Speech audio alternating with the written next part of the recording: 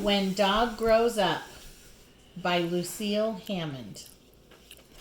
One morning, Dog looked in the mirror, but all he could see was the top of his head. Someday, said Dog to himself, I'll be a much bigger dog.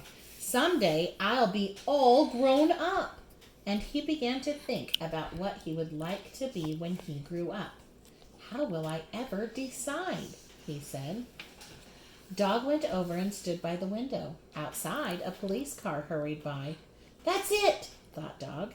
I'll be a police officer with a siren in my car, and I'll chase robbers down the street. Dog liked the idea of driving very fast. Well, then, he would be a race car driver. His car would almost fly through the air as it went around the track, and everyone would cheer when he came in first. But why couldn't I really fly through the air? I could be an astronaut, Dog thought. Dog kept on thinking.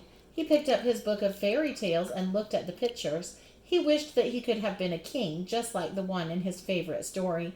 He imagined living in a castle with a high tower on the top. It would be fun to draw the pictures that go in books, thought Dog. If he were an illustrator, he could make colorful pictures for beautiful books. He'd draw other dogs, birds, buildings, bridges, everything. Then Dog decided it might be more exciting to build bridges than to draw them. He would work with other clever dogs and build a bridge over a wide river. Dog went back to the mirror. He jumped up and caught a glimpse of his face, but he almost knocked over his mother's favorite vase. He had another idea. Instead of building new things, he would have a repair shop and put all sorts of broken things back together. Rather than a repair shop, Dog thought he might prefer a toy store. He'd have to play with all the toys so he could tell his customers which ones were the best. It would be so much fun, though, to play drums in a big city orchestra, Dog thought. Dog liked the city, but he also liked the country. Maybe he'd be a farmer, grow his favorite foods. His chickens would lay delicious eggs.